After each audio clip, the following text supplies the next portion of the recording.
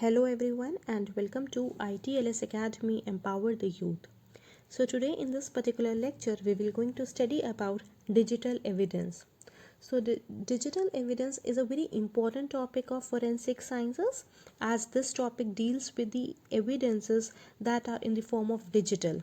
Okay, so we all are aware that these evidences play a very major role in solving any criminal cases, okay, in finding any suspect or in giving the justice to the victim. So these evidences play a very major, or you can say primarily role in solving a particular case.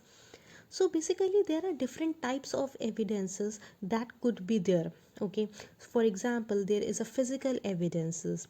The physical evidences वो evidence होते हैं जो crime scene पे आपको दिखाई देते हैं. For example blood sample, for example a particle of any paint, for example hair, for example cloth जिसमें कुछ ब्लड के सैम्पल्स हों. ओके, सो ये सारे फिजिकल एविडेंसेस में आते हैं. Where as digital evidences is related to the electronic crimes. Okay, digital evidences में आते हैं for example computers, for example your pen drive. Okay, so these are the digital evidences. Okay, so basically ये evidences एक काफ़ी important role play करते हैं whenever you want to find any suspect. Okay, so in this particular lecture we will going to see what is digital evidence. Okay, so these are certain outlines that we will going to cover in this particular lecture. So we will cover the background, then we will see what is the definition of digital evidence, then we will see the digital evidence and how you do the recovery. Okay, that is digital evidence on computer system, digital evidence on networks, and what are the challenges that is there. Okay, so these are certain outlines so that we will going to cover in this particular lecture. So now let us understand what is the background. But before understanding the background of digital evidence, let me give you a brief introduction about digital evidence. So digital evidence, it is a type of a information आप कह सकते हो जो कि store होती है या transmit होती है एक बाइनरी फॉर्म में. ओके, और that may be relied in the code. इस टाइप की information it can be found on a computer, hard drive, mobile phone, okay, among other places. Okay, that is there. So digital evidences ये बहुत ही ज़्यादा commonly associate होते हैं with the electronic crime और ई crime जिसे आप कहते हो. For example credit card frauds.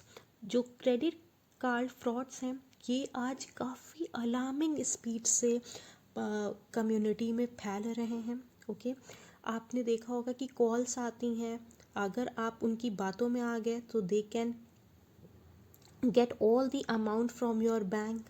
Okay, so ये सारे क्रेडिट कार्ड फ्रॉड्स हैं या पेटीएम फ्रॉड्स हैं, ये सारे कौन से फ्रॉड्स हैं? ये एक इलेक्ट्रॉनिक फ्रॉड्स हैं या आप कह सकते हो ये इलेक्ट्रॉनिक क्राइम्स हैं. ये डिजिटल वे में हो क्राइम्स कैरीड आउट होते हैं. ओके, सो जो डिजिटल एविडेंस है is now basically used to solve all these type of crimes. Okay, for example suspect है, उसका ईमेल है, मोबाइल फ़ोन फाइल्स हैं, कोई भी केसेस को जब भी सॉल्व करना होता है, जो एक फोरेंसिक टीम है या एक इन्वेस्टिगेटिंग टीम है, सो उनको हर एक चीज़ को देखना होता है. फॉर एग्ज़ाम्पल कोई एक इंसान है जिसको वो सस्पेक्ट समझ रहे हैं. ओके, सो दे सी कि उस सस्पेक्ट का मोबाइल फ़ोन क्या है, उसके ईमेल्स, उसके कंप्यूटर्स, ये सारी चीज़ों को जब कलेक्ट किया जाता है तो उसका ईमेल, उसकी phone calls details, everything is studied, और उन स्टडीड से कुछ इंफॉर्मेशंस भी मिल सकती हैं. So this digital evidences are very much important whenever you want to find the suspect, whenever you want to solve any criminal cases, and whenever you want to give justice to a victim. Okay, so this is the in brief introduction about digital evidence. Further हम और detail में पढ़ेंगे. उससे पहले हम लोग देखते हैं बैकग्राउंड क्या है. So, cyber activity has become a very significant portion of everyday life of general public. Thus, the scope of crime investigation has been broadened. Computers and network have been widely used for enterprises information processing. E-commerce such as B2B, B2C, C2C have become a new business model. More and more facilities are directly controlled by computers. As the society has become more and more dependent on computers and computer networks, the computers and networks may become target of crime activities such as theft, vandalisms, okay, even you can say the cyber war. So if you see the background, nowadays हम सारी public, okay, every one, computer क्या है, computer एक basic necessity बन गया है हर एक की लाइफ में. कंप्यूटर्स को भी मोबाइल फ़ोन्स रिप्लेस कर रहे हैं. ओके, सो जितनी भी डिजिटल वर्क हैं, जैसे डिजिटली में आ गया आपका कंप्यूटर्स, आपके mobile phones, okay, even your smart watches, ये सारे आपके काफ़ी ज़्यादा डे टू डे लाइफ में एक इम्पॉर्टेंट फैक्टर प्ले करते हैं. नाउडेज पेपर वर्क बिल्कुल ही ओवरकम कर चुका है कंप्यूटर्स. ऑल द वर्क जो भी परफॉर्म होता है वो कंप्यूटर्स पे होता है, राइट. इवन मनी का ट्रांजैक्शन भी आप डिजिटली कर सकते हो with the QR code. Okay, आपको अपने बैंक अकाउंट्स में पैसे ट्रांसफ़र करने, that you can do digitally. Okay, आप बैंक्स में जा करके लाइन लगाने की ज़रूरत नहीं है. तो सारी चीज़ें कंप्यूटर बेस्ड हो रही हैं. काफ़ी चीज़ें आपके इलेक्ट्रॉनिक बेस्ड हैं. ओके, जैसे ई-कॉमर्स है, दैट इज़ इलेक्ट्रॉनिक कॉमर्स. आप घर पे बैठ कर के you can do different types of businesses. Okay, there are number of businesses that you can do by sitting at one place. Okay, network एक इतना ज़्यादा इम्पॉर्टेंट रोल प्ले कर रहा है, राइट. सो जितने भी बिजनेस मॉडल्स हैं, जैसे B2B, जैसे बिजनेस टू बिजनेस, वो भी ऑनलाइन हो रहा है. बिजनेस टू कस्टमर, वो भी ऑनलाइन हो रहा है. ओके, कस्टमर टू कस्टमर, वो भी ऑनलाइन हो रहा है. तो एवरीवेयर कंप्यूटर इज़ देयर. तो आप कह सकते हो कि हमारी लाइफ, हमारी डेली टू डेली एक्टिविटीज़ कौन कंट्रोल कर रहा है, कंप्यूटर कंट्रोल कर रहा है. सिंस इतनी ज़्यादा इम्पोर्टेंस और इतनी ज़्यादा नेसेसिटी जहाँ पर आ जाती है किसी भी चीज़ की, तो उसके ऊपर क्राइम होने लगता है. ओके, सो जितना सोसाइटी डिपेंड हो रही है कंप्यूटर पे, कंप्यूटर नेटवर्क्स पे, उतना ही ज़्यादा जो पर्सन हैं जो क्राइम परफॉर्म करते हैं, ठीक है, क्रिमिनल एक्टिविटीज़ करते हैं, तो वो सीधे डायरेक्ट कर रहे हैं इन नेटवर्क्स को, कंप्यूटर्स को. Okay, for example credit card frauds, जैसे मैंने अभी एग्जांपल दिया था, वो कितनी तेज़ी से हो रहा है. ओके, एक कोई इंसान आपसे मतलब कॉल पे ही दे कैन, मतलब आपकी इंफॉर्मेशन जान लेते हैं और आपके अकाउंट से they can withdraw the money. Okay, so काफ़ी अलार्मिंग रेट से ये क्रिमिनल एक्टिविटीज़ परफॉर्म हो रही हैं. सो अब इन क्रिमिनल एक्टिविटीज़ को रोकने के लिए there is a investigation team, और यू कैन से एक साइबर सेल है जो इन क्रिमिनल एक्टिविटीज़ को मॉनिटर करके केसेस को सॉल्व करता है. दे मेक श्योर कि कैसे ये क्रिमिनल केसेस को वो एंड कर सकें. ओके, सो उनके लिए they need for solving these type of cases in where digitally crimes are performed, तो उनके लिए digital evidences play a very major role. वहाँ पर physical evidences is not playing any important role. वहाँ पर digitally everything is playing very important role. Okay, so this is a background. Now let us understand the definition. अगर हम definition को देखें तो digital data that can establish that a crime has been committed or can provide a link between a crime and its victim or a crime and its predators or suspect. So ये एक link है between a person who has conducted the crime and a person who is a victim. Okay, so ये एक ऐसा digital data है जिसके अंदर सारी इंफॉर्मेशन होती है regarding any criminal case.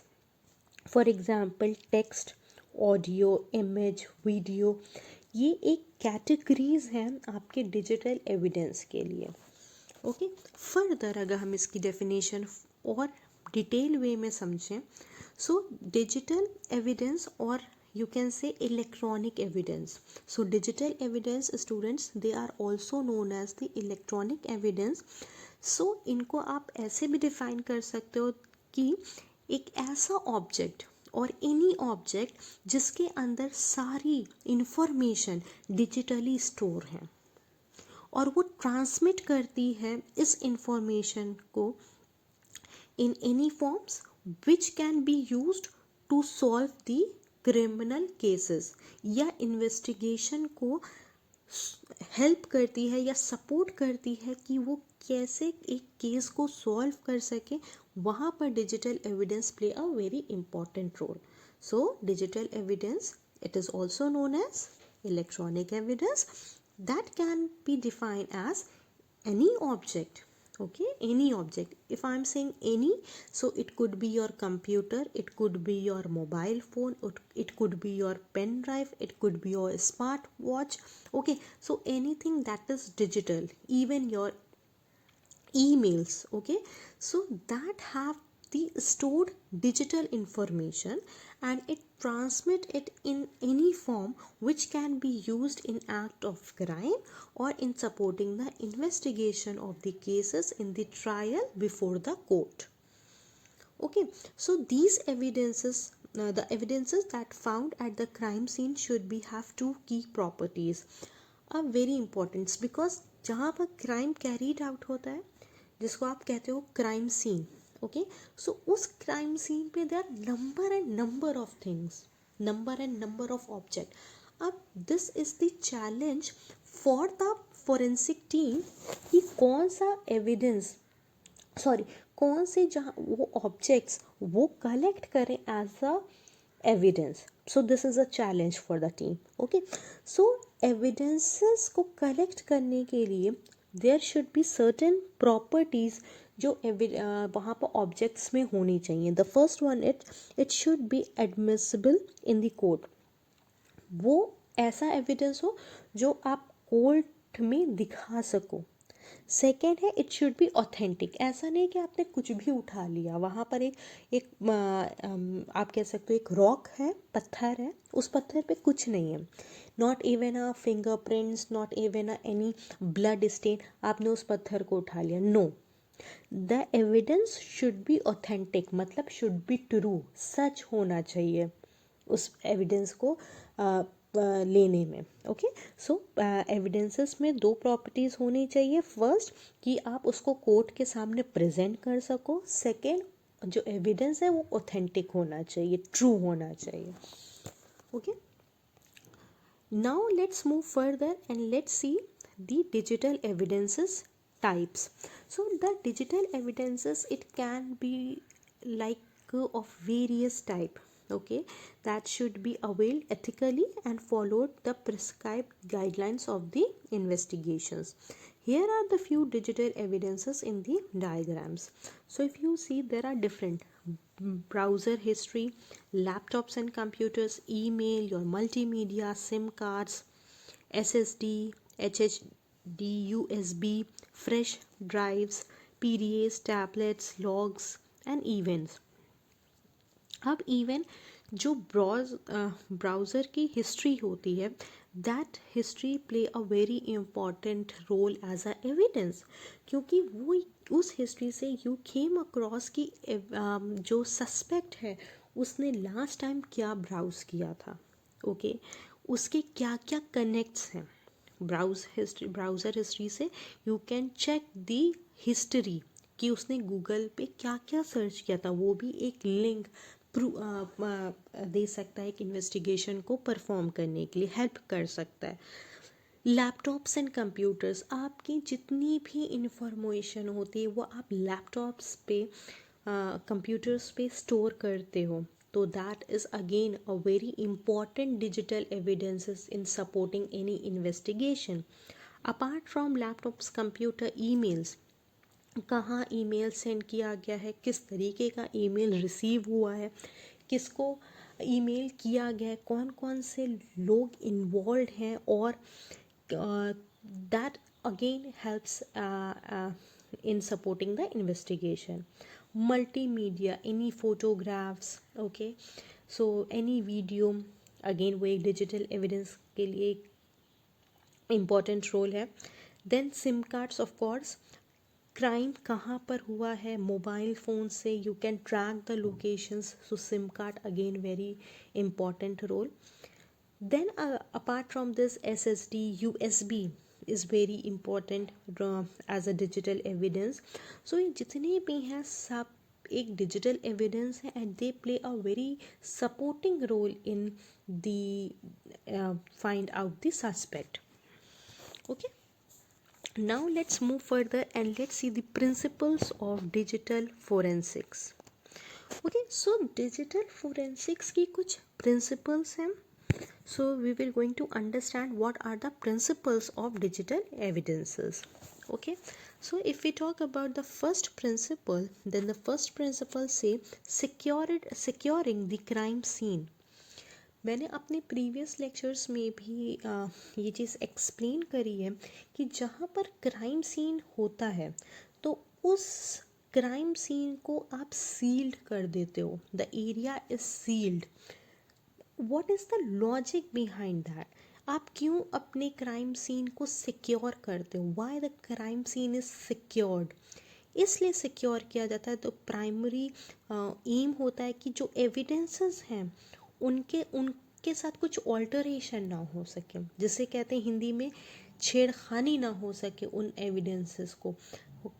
Hindi में या आपने कई सारी क्राइम सीरीज़ देखी होंगी जहाँ पर होता है कि एविडेंसेस को मतलब मिटाने की कोशिश ना करी जाए, ऑल्टरेशन ना हो उन एविडेंसेस के साथ, क्योंकि एविडेंसेस ही होते हैं जो एक क्राइम सीन को क्राइम केसेस को सॉल्व करवाते हैं. So evidence is a very important you can say pillar जो एक क्राइम सीन को सॉल्व करवाते हैं.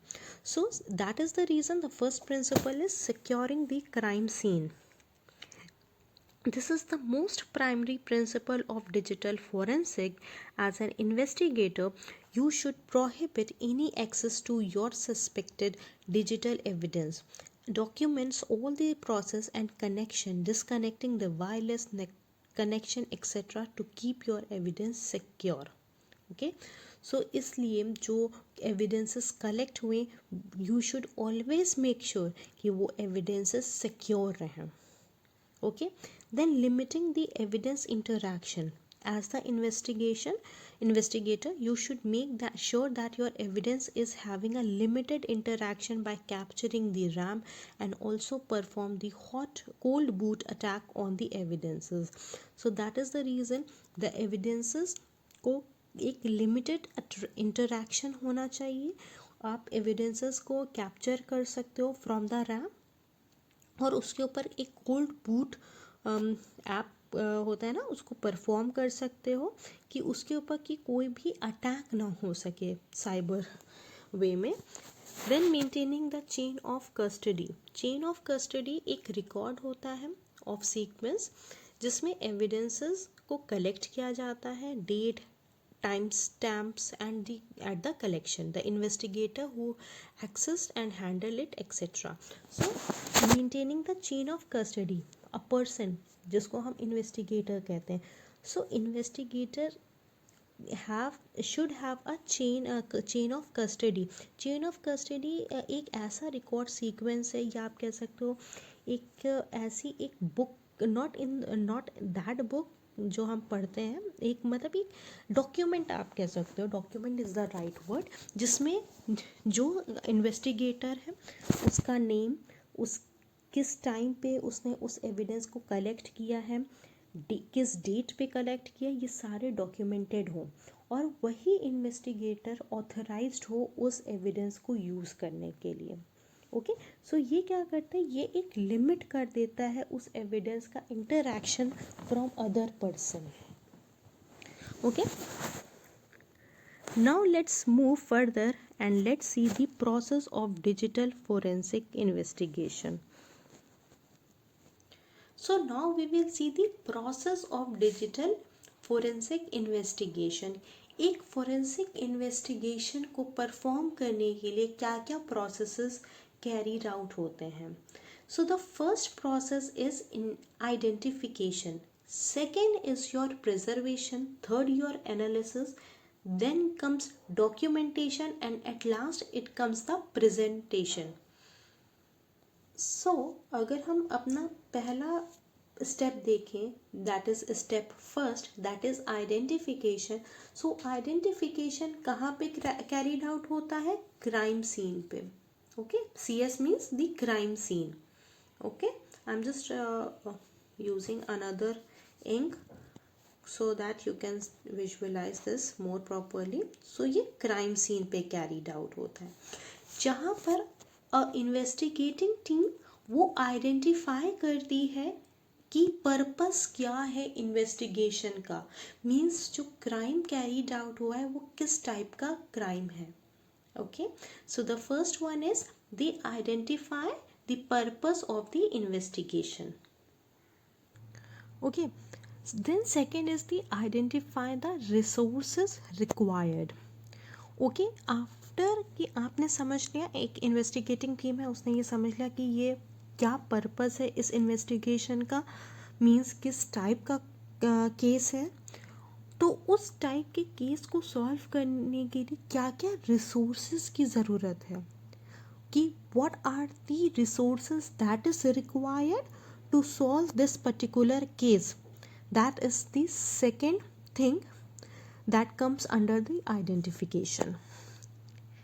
Then comes your preservation. अब preservation is your second step, जहाँ पर हम ये समझते हैं कि किसी भी एविडेंस को कैसे आप प्रिजर्व कर सकते हो, कैसे आप डेटा जो है उसको आप आइसोलेट कर सकते हो from mobile phone, from smart watches, from the tablet, from the computers, from the laptops. आप उस डेटा को कैसे आइसोलेट कर सकते हो, द फर्स्ट थिंग. सेकेंड, उस डेटा को आप कैसे सिक्योर कर सकते हो, राइट, कि उस डेटा मीन्स उस एविडेंस को आप कैसे सिक्योर कर सकते हो फ्रॉम ऑल्टरेशन. मतलब उसके ऊपर कुछ मैनुअली कुछ इंफॉर्मेशंस को डिलीट ना हो जाए. So that data should be secure very properly, और उसको सिक्योर करके उसको आप प्रिजर्व करते हो कि at the time of the hearing court में आप उस एविडेंस को कोर्ट में प्रेजेंट कर सको. Then comes your analysis. So analysis student is the third step in this particular analysis, जो हमारी फोरेंसिक लैब्स में होता है. Okay, so you identify the tool जो आपने कलेक्ट करे हैं from the crime scene. Let's say अगर we are talking about the digital, so identify the tools, for example tablets, for example mobile phone, tabs, computers. So these are the tools, और उसमें क्या technique use हुई है आप उसको analyse करते हो. फर्दर आप अपने एनालिसिस को फर्दर प्रोसेस करते हो. प्रोसेस करने के बाद आपको लास्ट में रिजल्ट मिलता है. आप उस रिजल्ट को इंटरप्रेट करते हो और एनालिसिस उस रिजल्ट का होता है. Then comes your fourth step, that is documentation. So again, documentation is very important. Why? Because this documentation carried all the useful information. For example, documentation of the crime scene along with the photography, sketching and crime scene mapping. Okay, so crime scene पे जो photography हुई है, जो sketches बने हैं, जो crime scene पे mapping हुई है, ये सारी आती है under documentation. Okay, so again to solve any criminal cases, documentation play a very important role, कि जिसमें आप ये समझते हो कि कौन कौन से एविडेंस कलेक्ट हुए हैं और किस टाइप के वो एविडेंसेस हैं. Okay, now comes the presentation.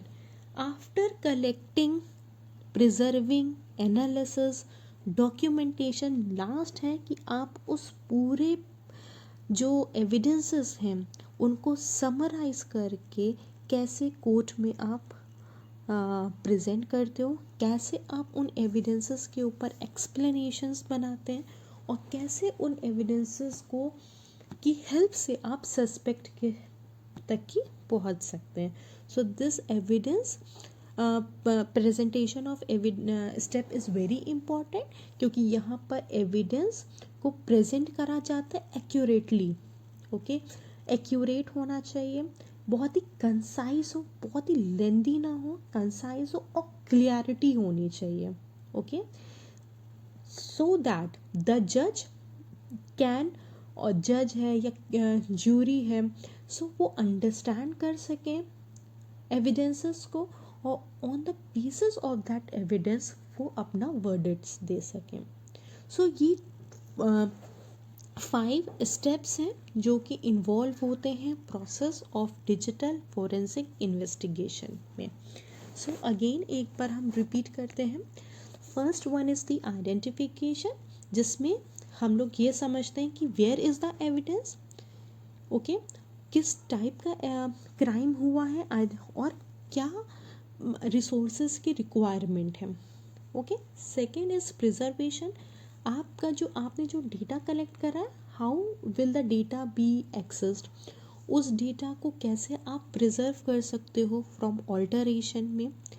Okay, data को कैसे आइसोलेट करना है. Then comes your analysis.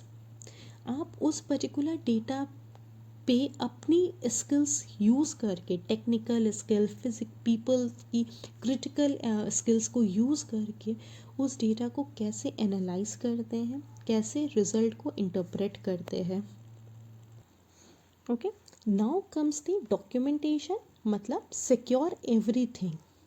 जो भी जितनी भी आपने चीज़ों को कलेक्ट करा है, सो इंश्योर कि जो सारी एविडेंसेस हैं, जो सारे ऑब्जेक्ट हैं, इस डॉक्यूमेंटेड, और उसको इस तरीके से डॉक्यूमेंट करो कि उसका कुछ लॉस ना हो सके. ठीक है, so you should ensure everything is documented to prevent losing evidence due to legal or any type of man-made mistake. And at last is a presentation, means evidence should be presented very accurately, concise, clearly, so that a person who is given the verdict, so he can understand and give the right decision. Okay, so now let's move further and let's see the types of digital evidences. So types of digital evidences are volatile and the non-volatile. So the volatile is known as non-persistent, means memory card that lose its content if power is turned off. Data is stored in a RAM, that is semiconductor storage. Means volatile type is the type of evidence that can be lost due to the following reason. If the power is turned off, अगर power turned off हो गया तो memory card अपना content को lost कर सकती है. जहाँ पर डेटा लॉस हो सकता है उसको हम कहते हैं volatile one, and the non volatile is no change in the content if the power is turned off. Example, data जो कि स्टोर होता है in the tape, floppy disk, hard drive, magnetic store, ROM. So ये हो गया जहाँ पर data, यहाँ पर मैं लिख दे रही हूँ for the better understanding. data lost due to power turned off. जहाँ पर डेटा नो डेटा लॉस, उस वो हो गया आपका non volatile. So there are basically two types of digital evidence. First is volatile and second one is the non volatile. Volatile, it is known as non persistent, means data can be lost due to if the power is turned off. Non volatile is also known as persistent, means the no data loss, okay, even if the power is turned off. Now comes the used digital evidences nowadays. What are the type of digital evidences that are used nowadays? So if we talk about the used one, that is email, digital photography, ATM transaction, word processing document, instant messages, history, files saved from accounting programs, spreadsheets, internet browser histories, databases, the content of the computer memory, computer backup, computer printout, global positioning, ink system track, logs from the hotels, electronic door locks, digital video or audio. So these are the some types of digital evidences, okay, that is nowadays very much used. Okay, the most important one is your mobile phones. Okay, so these are certain even if we talk about these logs, यहाँ पे एक question generally arise होता है कि ma'am how logs play a very important role as evidences. So students logs also have the visible data type category, जैसे आता है database logs हो गया, email logs हो गया. Okay, so these are sometimes the software logs, phone logs, server logs. So these are again very important type of evidences that are used nowadays. So these are the some used digital evidences. So we have already discussed about the types of digital forensics that is used, as a computers, mobile phones, even the network forensics, database forensic, and the printer. So that brings to the end of the lecture. So this is the first part. In the second part we will going to see the next of the terms, like what are the rules of the evidences. We will going to cover that, and also we will see what are the do's and don'ts that can be done in the collecting the evidences. Okay, and we will going to see the general procedure of collecting any evidence. So we will going to cover all these things in our next lecture. So I hope this lecture is being very useful for you. So if you have any doubt, any query related to any of the slides, so you can simply leave your queries in the comment section below. If I'll find any query, then I will be answering the query in the next lecture. Thank you, students. Follow ITLS Academy on different portals. You can subscribe ITLS Academy on YouTube. If you want to get our app, you can get it from the Google Play app. So this is our website, that is www.itlsacademy.com. This is our helpline number, students, that is 7080833450. So if you have any doubt related for the enrollment, related to enroll in this particular course for getting the certificate, so you can simply call on this helpline number. This is also the WhatsApp number also. So thank you for watching. Please do like, share and subscribe. Thank you.